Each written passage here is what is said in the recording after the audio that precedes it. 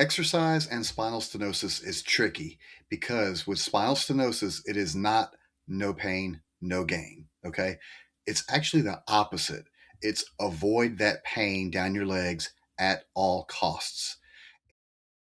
One of the biggest mistakes I see when it comes to spinal stenosis is exercise programs that are making the stenosis worse.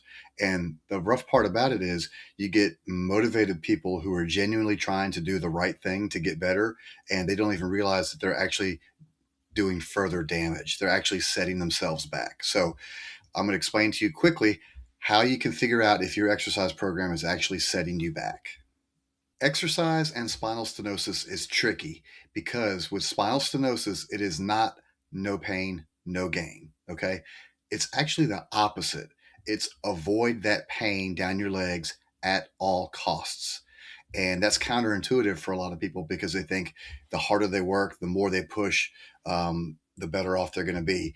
But exercise with spinal stenosis is different than exercise or rehab for something like a knee replacement where you're going to have some pain.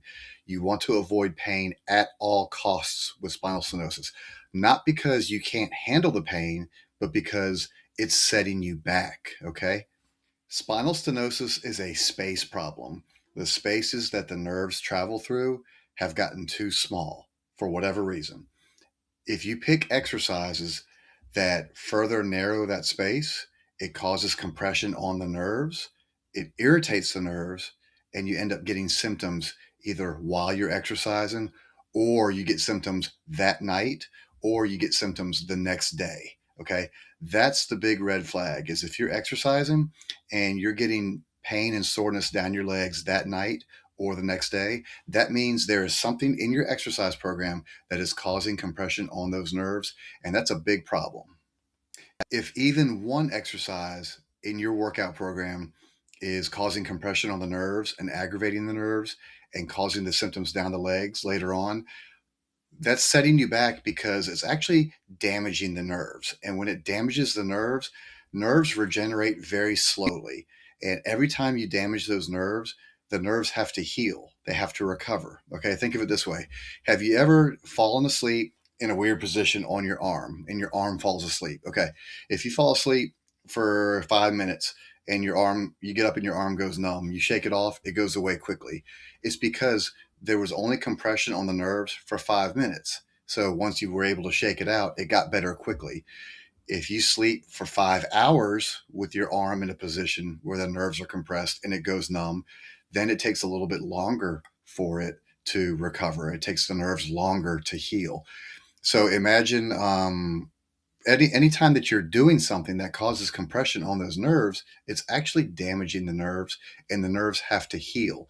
So if you're doing an exercise program 3 or 4 days a week and every single time you're damaging those nerves, not only are you damaging them, which requires recovery, but you're cumulatively damaging them. So they're never actually getting to fully recover. So it's impossible to get better with spinal stenosis if you keep aggravating those nerves. It's impossible. So if this is happening to you, if you're getting pain and soreness down your legs that night or the next day after your workout, you need to look at the exercises that you're doing and try to figure out which ones are causing the aggravation. Number one, think about during the workout. If you're getting symptoms down your legs during any particular exercise while you're working out, that exercise needs to go. Period. It needs to go unless you can find a way to modify it to where you're not getting symptoms down the legs. Okay. That's number one. Number two, you want to look at exercises where you're arching your back, where you're extending your back. Time and time again, I see people doing Supermans, cobras, these arching exercises, a low back arching, which you in most cases cannot do with spinal stenosis. That's directly compressing the nerves. It's damaging the nerves. It is clearly setting you back. It's not helping you at all. It's setting you backwards. So number one, you want to find any exercises that are causing symptoms while you're doing the exercise, cut those out or modify them.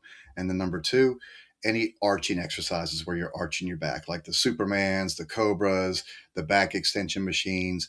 And then number three, oftentimes some twisting exercises for some folks with spinal stenosis. Twisting exercises, twisting your spine, can be aggravating you later on. So that's what I usually do for folks is I help them find the exercises. That's the first step. So I help them find the exercises that are causing the problem and eliminating those exercises. So that's your starting point to try to stop this from happening so you can start improving.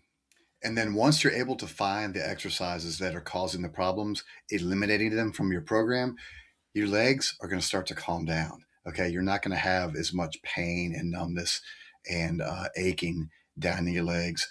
And over time, you're going to see more and more improvement. It doesn't fix spinal stenosis, it doesn't create more space, but it does reduce the inflammation on the nerves. It improves your quality of life.